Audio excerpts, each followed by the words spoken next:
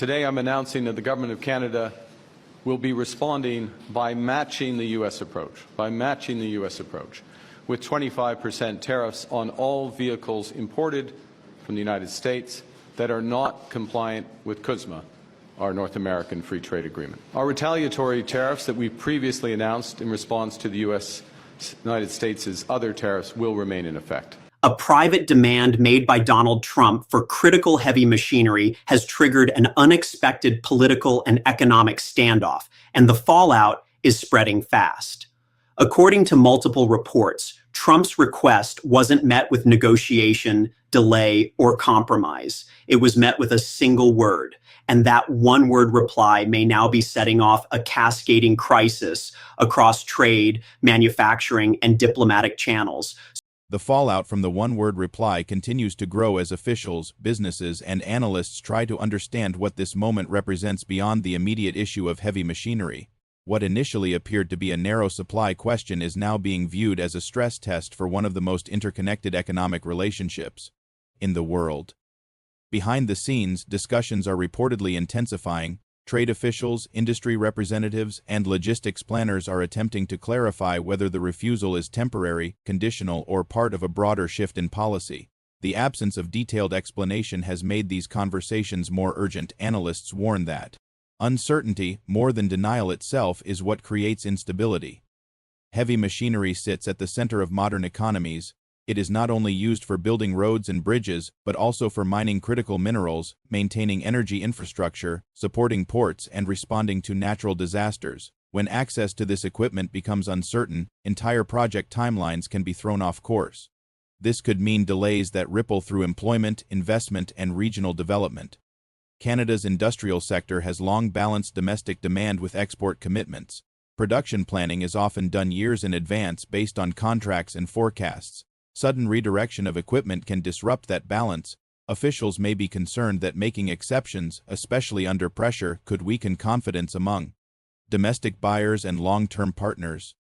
From a legal standpoint, there are also constraints. Contracts, trade agreements, and regulatory approvals govern how and where equipment can be delivered. Even if there is political will, unwinding or rerouting machinery is not always possible without penalties. Analysts warn that these legal realities are often overlooked in public debate. In the United States, infrastructure planners are reassessing dependencies. Major projects rely on precise coordination. When equipment availability changes, contingency plans must be activated.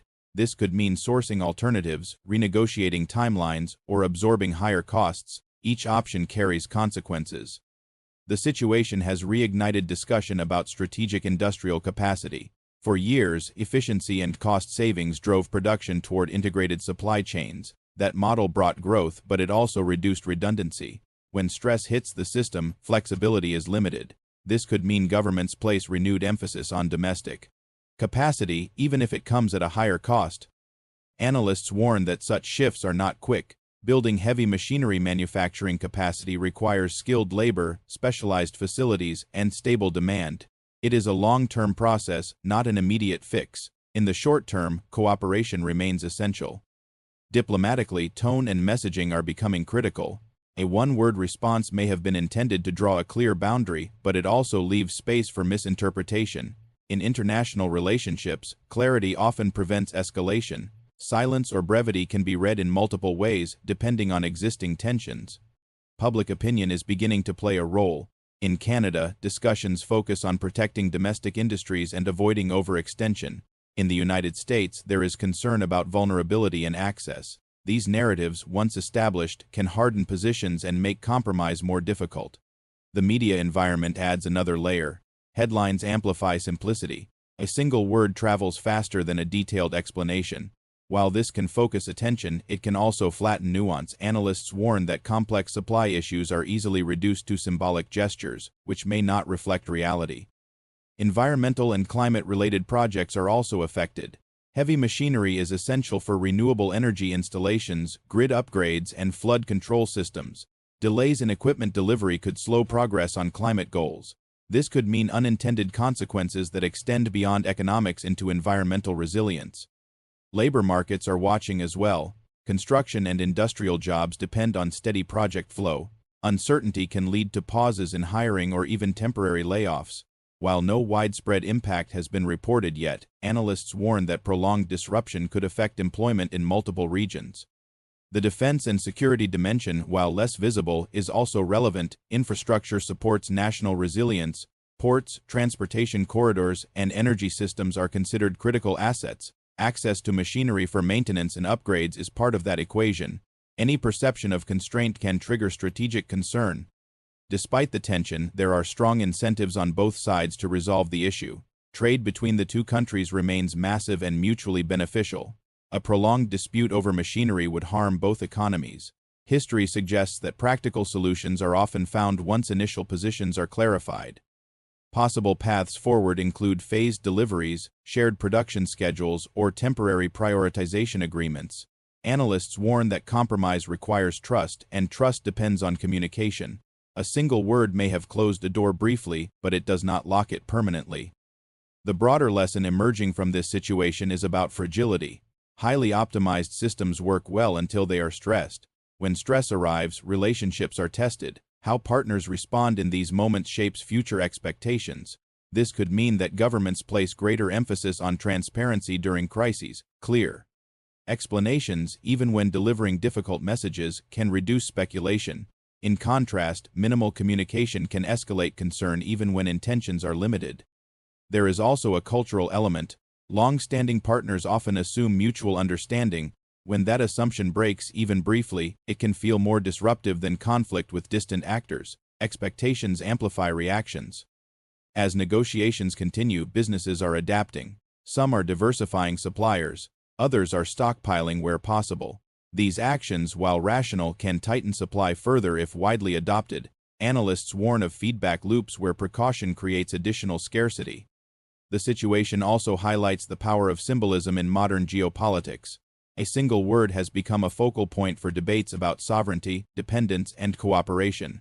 This could mean future communications are crafted more carefully, knowing how quickly they can shape narratives. For now, no formal breakdown in relations has occurred. Trade flows continue. Projects move forward, though with increased caution. Officials on both sides are aware that escalation would be costly and unnecessary. The coming weeks will be decisive. Clarification, compromise, or continued ambiguity will determine whether this moment fades or hardens into policy. Analysts warn that time matters. The longer uncertainty persists, the harder it becomes to reset expectations. This episode may ultimately be remembered not for the machinery itself, but for what it revealed about modern interdependence in a tightly connected world. Even close partners face moments where national needs collide.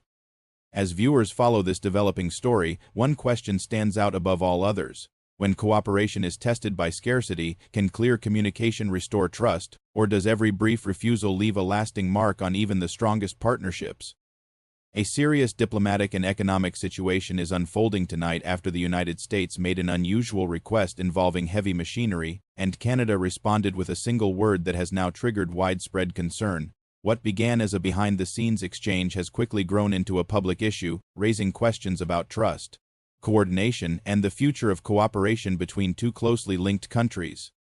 According to information now circulating among officials and industry observers, the United States requested access to heavy machinery sourced from Canada. The request reportedly focused on large-scale industrial equipment used in construction, mining, energy development, and infrastructure repair. These machines are not consumer goods. They are essential tools that support national projects, supply chains, and economic stability. Canada is a major producer and exporter of heavy machinery and related components. Its equipment is used across North America, often moving freely across the border under long-standing trade agreements. In normal circumstances, such requests are routine and handled quietly through commercial channels. This time, however, the context appears to have been different.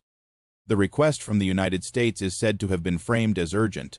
While no official emergency was declared, the timing raised eyebrows. Some analysts warn that urgency can change how requests are interpreted, especially when supply chains are already under strain and global demand for industrial equipment is high. Canada's response came swiftly. Instead of a long explanation or negotiation, officials issued a one-word reply. That reply, while not aggressive, was firm. Within hours, it spread across political circles, business networks, and social media. The The simplicity of the response is what made it powerful and also what sparked uncertainty. The exact word has been widely discussed, but its meaning is clear. It signaled refusal, at least for now. No conditions were attached. No timeline was offered. That lack of detail has fueled speculation and concern on both sides of the border. Officials in Canada have since emphasized that the response should not be interpreted as hostile. They point to domestic priorities, supply limitations, and contractual obligations that must be respected. Heavy machinery production involves long lead times, skilled labor, and complex logistics.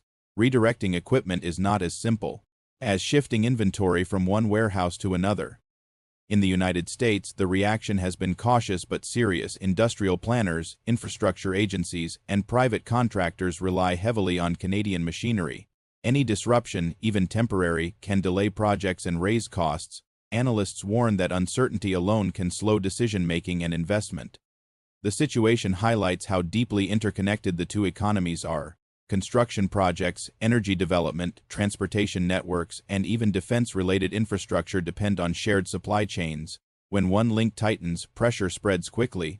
This could mean that the one-word reply carries more weight than intended. Even a brief pause or refusal can be read as a signal of changing priorities. In a world where timing matters, delays can have cascading effects. Industry leaders are now seeking clarity. Manufacturers want to know whether this is a one-time issue or the start of stricter controls. Contractors are reassessing timelines. Investors are watching closely for signs of escalation or resolution. Analysts warn that this moment reflects broader stress in global supply chains. Heavy machinery demand has surged due to infrastructure spending, energy transitions, and resource development. At the same time, skilled labor shortages and material constraints limit production capacity. When demand outpaces supply, governments face hard choices about allocation. Canada's position is shaped by these realities. Domestic projects require equipment. Export commitments must be honored carefully. Any perception of favoritism or political pressure could create internal backlash. Officials are likely weighing economic, political, and legal factors simultaneously. From the United States perspective, the request underscores dependence. Decades of integration have brought efficiency and growth, but they have also created vulnerabilities. When partners face their own constraints, access cannot be taken for granted. This could mean renewed discussions about domestic manufacturing capacity. Analysts warn that relying heavily on external suppliers, even friendly ones, carries risk during periods of stress.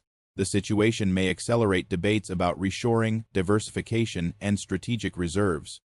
Diplomatically, the one-word reply has created an awkward moment. Long-standing partners are accustomed to detailed dialogue.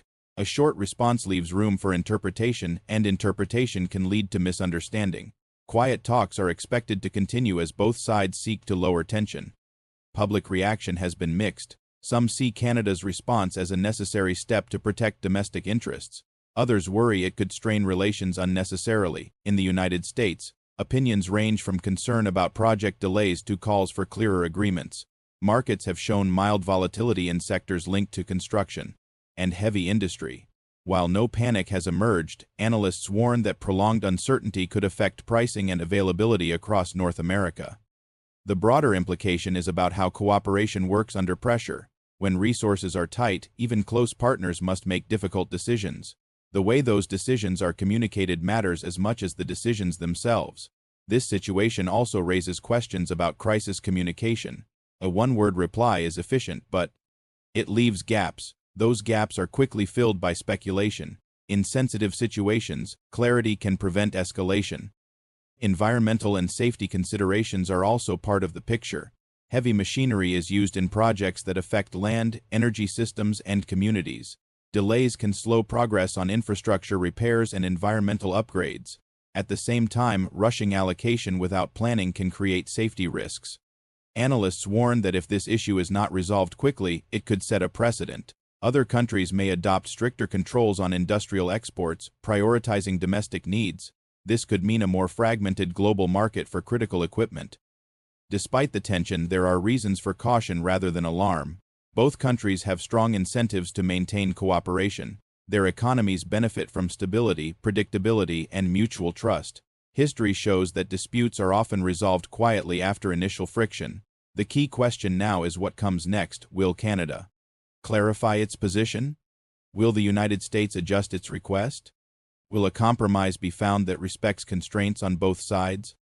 As discussions continue behind closed doors, one thing is clear. In a world of tight supply chains and rising demand, even a single word can trigger a crisis. And the question for viewers tonight is this: when critical resources become scarce, how should close partners balance national needs with shared responsibility without letting trust break down?